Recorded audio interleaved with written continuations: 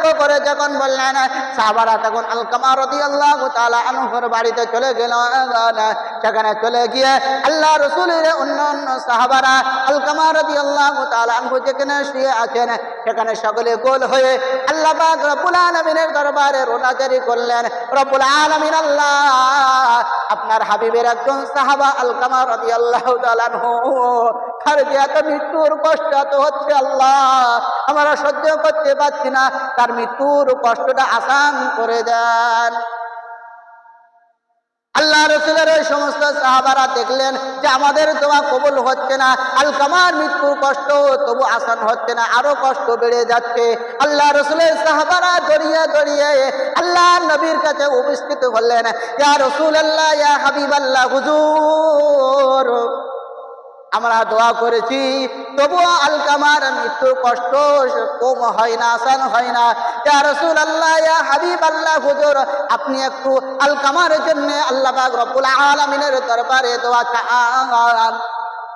আমার আপনার নবী জনাবে মুহাম্মদুর রাসূলুল্লাহকে সাল্লাল্লাহু আলাইহি ওয়াসাল্লাম আল্লাহ পাক রব্বুল আলামিনের দরবারে হাত তুলে দোয়া চায়, রব্বুল আলামিন আল্লাহ আমার একজন সাহাবা আলকামা রাদিয়াল্লাহু তাআলা আনহু তার মৃত্যুর কষ্ট হচ্ছে, সে মৃত্যু শয্যায় শায়িত আছে, রব্বুল আলামিন আল্লাহ তার মৃত্যুর কষ্টকে আসান করে দেন, তার মৃত্যুর সময় তার মুখ থেকে জবান থেকে কলেমাটা জারি করে দেন।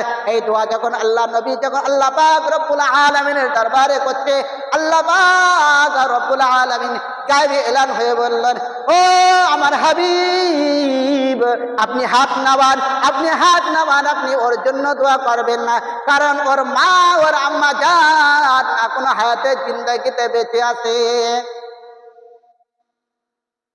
আমার আপনার নবী জনাবে মুহাম্মদুর রাসূলুল্লাহ সাল্লাল্লাহু আলাইহি ওয়াসাল্লাম ওই দোয়াকে ছেড়ে দিয়ে আমার আপনার নবী জনাবে মুহাম্মদুর রাসূলুল্লাহ সাল্লাল্লাহু আলাইহি ওয়াসাল্লাম ওই সাহাবাদেরকে লক্ষ্য করে বললেন, ও আমার সাহাবারা ওই আলকামা রাদিয়াল্লাহু তাআলা আনহুর বাড়িতে তোমরা চলে যাও, চলে গিয়ে আলকামা রাদিয়াল্লাহু তাআলা আনহুর আম্মা জান আছে, আম্মা জানকে ডেকে নিয়ে আসো। আল্লাহ রাসূল সাল্লাল্লাহু আলাইহি ওয়াসাল্লাম আলকামা রাদিয়াল্লাহু তাআলা আনহুর আম্মা জানকে ডাকলেন। আল্লাহ নবী সাল্লাল্লাহু আলাইহি ওয়াসাল্লাম বলেন, ও আলকামার আম্মা জান আপনার যে সন্তান আলকামা সে যে মৃত্যু শয্যায় শায়িত আছে, তার মৃত্যুর যন্ত্রণা কত হচ্ছে, তার মৃত্যুর কষ্ট কত হচ্ছে, ও আম্মা জান আপনি বলেন না একটু আপনার সন্তান কি কোনো খারাপ কাজ কোনো করেছে, এমন কোন কাজ দুনিয়ার জমিনে করেছে যে আপনার সাথে বিয়াদবি করেছে, কিংবা সে নামাজ কাজা করেছে, আল্লাহ পাক রব্বুল আলামিন ইবাদত বন্দেগী থেকে সে গাফিল ছিল, যে আল্লাহ পাক রব্বুল আলামিন হুকুম আহকাম কোন হয়তো সঠিকভাবে পালন করেনি, আম্মা জান আপনি আপনার সন্তান সম্পর্কে কিছু আমাকে জানান। আলকামা রাদিয়াল্লাহু তাআলা আনহুর আম্মা জান বলে, ইয়া রাসূলুল্লাহ, ইয়া হাবিবাল্লাহ, হুজুর বিয়াদবি মাফ করুন, আমার সন্তান আলকামা যে 5 ওয়াক্ত জামাতের সাথে পাবন্দির সাথে 5 ওয়াক্ত নামাজ আদায় করতেন, আমার সন্তান সঠিক মতন আল্লাহ পাক রব্বুল আলামিনের হুকুম আহকাম কোন পালন করতেন, সে সঠিক মতন ঠিক মতন যাকাত আদায় করতেন, সে সঠিক মতন দান খয়রাত করতেন, সে সঠিক মতন রোজা করে যেতেন, সে সঠিক মতন মানুষের সাথে কোনো খারাপ ব্যবহার সে করতেন না।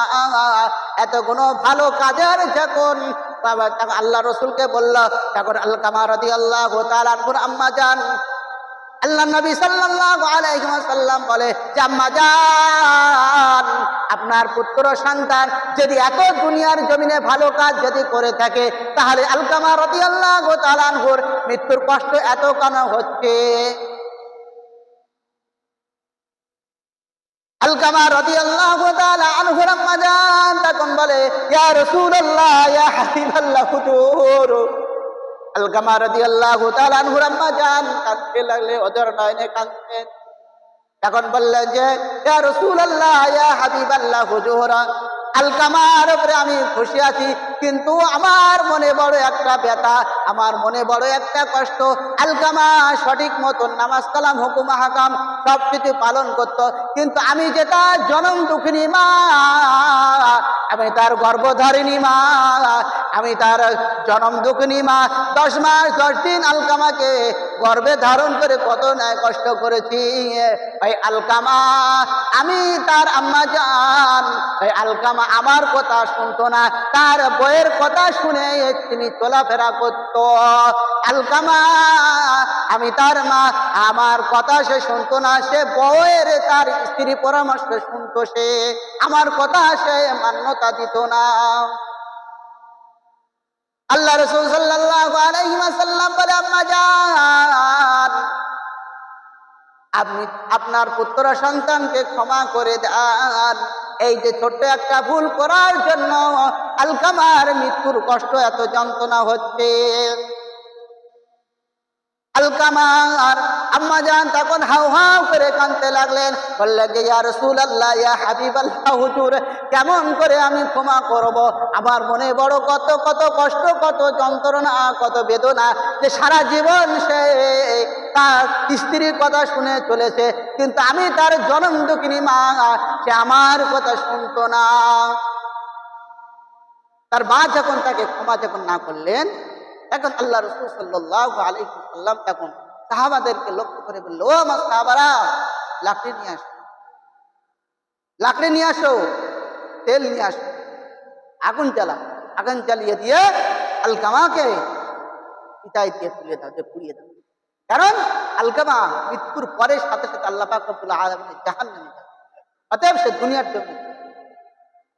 আল্লাহ রাসূল সাল্লাল্লাহু আলাইহি ওয়াসাল্লাম সাহাবাদেরকে লক্ষ্য করে বললেন, ও আমার সাহাবারা, লাকড়ি নিয়ে আসো, তেল নিয়ে আসো।